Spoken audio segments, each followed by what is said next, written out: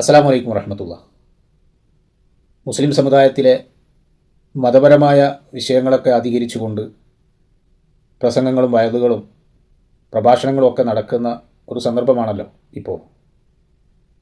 അതിൽ പ്രത്യേകിച്ച് റമദാനൊക്കെ ആകുമ്പോഴേക്ക് മതസംഘടനകളുടെയൊക്കെ സ്ഥാപനങ്ങൾ റമദാൻ്റെ ഒഴിവ് വരുന്ന സമയമാണ്, അവരുടെ വാർഷിക സമ്മേളനങ്ങൾ നടക്കുന്ന സമയമാണ്, സന്നദ്ധാന സമ്മേളനങ്ങളൊക്കെ നടക്കുന്ന സമയങ്ങളാണ്. അതുപോലെ സംഘടനകളുടെയൊക്കെ പലതരത്തിലുള്ള പ്രചരണങ്ങളൊക്കെ നടന്നുകൊണ്ടിരിക്കുന്ന ഒരു സന്ദർഭമാണല്ലോ ഇപ്പോൾ ഈ മാസവും ഇതിൻ്റെ മുന്നേയുള്ള മാസവും ഒക്കെ. അതുപോലെ തന്നെ സമസ്തയുടെ കീഴിലുള്ള പല സംഘടനകളുടെയും പരിപാടികളൊക്കെ നടന്നുകൊണ്ടിരിക്കുന്നുണ്ട്. SKSSF ആണെങ്കിൽ ആദർശം അമാനത്ത് എന്ന് പറഞ്ഞുകൊണ്ടൊരു സമ്മേളനം നടത്തിക്കൊണ്ട് പോകുന്നു. SMF ആണെങ്കിൽ നവോത്ഥാന സമ്മേളനം എന്ന് പറഞ്ഞുകൊണ്ട് അങ്ങനെ കടന്നു പോകുന്നു. ഏതായിരുന്നാലും ഈ സമ്മേളനങ്ങളൊക്കെ നമുക്ക് വീക്ഷിക്കുമ്പോൾ കേൾക്കുമ്പോൾ ഒക്കെ രണ്ട് വഴിക്കാണ് നടന്നു പോകുന്നത് എന്നുള്ളതാണ്. ഒരേ ആദർശ പ്രസ്ഥാനത്തിൻ്റെ രണ്ട് ഘടകങ്ങളാണ്, എങ്കിലും രണ്ട് റൂട്ടിലൂടെയാണ് ഇപ്പോൾ പോയിക്കൊണ്ടിരിക്കുന്നത്. അപ്പോൾ ഇതിനെക്കുറിച്ചൊന്ന് പറയാൻ ആഗ്രഹിച്ചത് എന്താണെന്ന് വെച്ചാൽ, ചില ആളുകളൊക്കെ ഒരു പരിപാടിയുടെ ഒരു വീഡിയോ എടുത്തിട്ട് അതിൻ്റെ ഒരു അവസാന ഭാഗം ഒരു വീഡിയോ എടുത്തുകൊണ്ട് ഇങ്ങനെ പ്രചരിപ്പിക്കുന്നതായിട്ട് കാണാനിടയായി. അപ്പോൾ അതുകൊണ്ടാണ് പറയാമെന്ന് കരുതിയത്. നമുക്ക് പറയാനുള്ളത് നമുക്ക് പറയണമല്ലോ എന്ന് കരുതി പറയാണ്. ഇപ്പോൾ ആദർശം അമാനത്ത് സമ്മേളനങ്ങളൊക്കെ കേട്ട് ഏറെക്കുറെ ആദർശമൊക്കെ എല്ലാവർക്കും തലക്ക് പിടിച്ച് ആദർശം പഠിച്ച് ഒക്കെ പൂസായി നിൽക്കുന്ന ഒരു സമയമാണ്.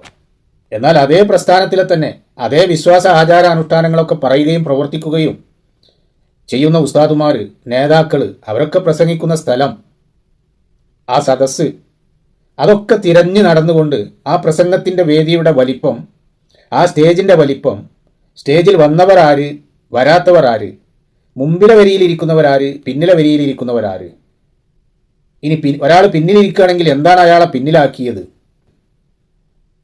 ആകെ വേദിയിൽ എത്ര കസേര ഉണ്ട്, വേദി തുടങ്ങുമ്പോൾ എത്രയാണ് ആ കസേരയിൽ ഫുള്ളായി നിൽക്കുന്നത്, ഇനി ആ പരിപാടിയുടെ പരിസമാപ്തിയിലേക്ക് പോകുമ്പോൾ അവിടെ എത്ര കസേര ഒഴിവുണ്ട്, ആ അവസാനിക്കാറായ സമയത്ത് ആരാണ് പ്രസംഗിക്കുന്നത്, അയാൾ പ്രസംഗിച്ചപ്പോൾ ആ കസേര ഒഴിഞ്ഞു കിടക്കുകയാണ്, ഇപ്പോൾ അയാളെ കേൾക്കാൻ ആളില്ല. അപ്പം അയാളുടെ സുന്നത്ത് ജമാഅത്തൊക്കെ ഇപ്പോൾ തേഞ്ഞു മാഞ്ഞു പോയി. ആദർശം അമാനത്തായി കിട്ടിയവരുടെ പട്ടികയിൽ ഇപ്പോൾ അയാളില്ല. ആദർശം അമാനത്തായി കിട്ടിയവരുടെ പട്ടികയിൽ പടച്ചോ അയാളെ ചേർക്കാനിട്ടാണ് ഇതൊക്കെ പറയണത്. ഇന്നെപ്പോലെയുള്ള സാധാരണക്കാരായ ആളുകളല്ല. വലിയ വട്ടത്തിൽ തലകെട്ട് കെട്ടി വലിയ താടി വെച്ച് ദർസും മദ്രസും ഒക്കെ പഠിപ്പിച്ച് നടക്കുന്ന ആൾക്കാരാണ്. അവനവൻ്റെ കയ്യിലെ പ്രചരണ സംവിധാനങ്ങൾ ഉപയോഗിച്ചുകൊണ്ട് പ്രചരിപ്പിക്കുകയാണ് ഇപ്പോൾ ഇതൊക്കെ. ഒന്ന് ആലോചിച്ച് നോക്കി നിങ്ങൾ. ഒരു സമുദായത്തെയും ആ സമുദായത്തിൻ്റെ സംവിധാനങ്ങളെയും ഒക്കെ അപമാനിക്കുക ജനമധ്യത്തിൽ. എന്നാൽ പ്രതിസന്ധി ഘട്ടങ്ങളിലൊക്കെ ഈ പ്രസ്ഥാനങ്ങളെയൊക്കെ സംരക്ഷിക്കാനും അതിനൊക്കെ വളർത്തി വലുതാക്കി കൊണ്ടുവരാനും അതിൻ്റെ ശത്രുക്കൾക്കെതിരെയൊക്കെ പടപൊരുതി ഇത്രയും കാലം പ്രവർത്തിച്ചു പോകുന്ന ആളുകളെക്കുറിച്ചൊക്കെയാണ് ഇപ്പോൾ ഈ പറഞ്ഞുകൊണ്ടിരിക്കുന്നത്.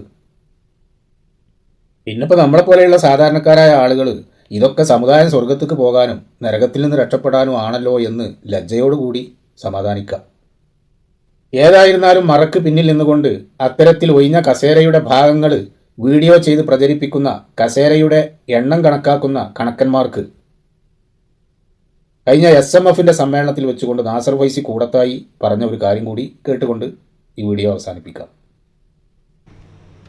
പ്രത്യേകിച്ച് രോഗികളെല്ലാം സമയത്തിന് ഭക്ഷണം കഴിക്കുക എന്ന താല്പര്യത്തോടു കൂടി നേരത്തെ പിരിയുകയും ചെയ്യും.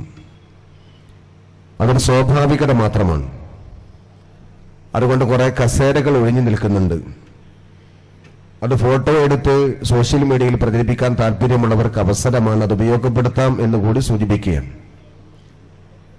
ഇന്നലെ കോഴിക്കോട് മുതലക്കുളത്ത് സമസ്തയുടെ സുന്നി മഹല്ല് ഫെഡറേഷന്റെ കോഴിക്കോട് ജില്ലാ കമ്മിറ്റി സംഘടിപ്പിച്ച ഒരു സംഗമത്തിന്റെ സമാപനത്തോടടുക്കുന്ന സമയത്ത് ആദരണീയനായ അബ്ദുസമദ് ബുക്കോട്ടൂർ സാഹിബ് പ്രസംഗിച്ചു.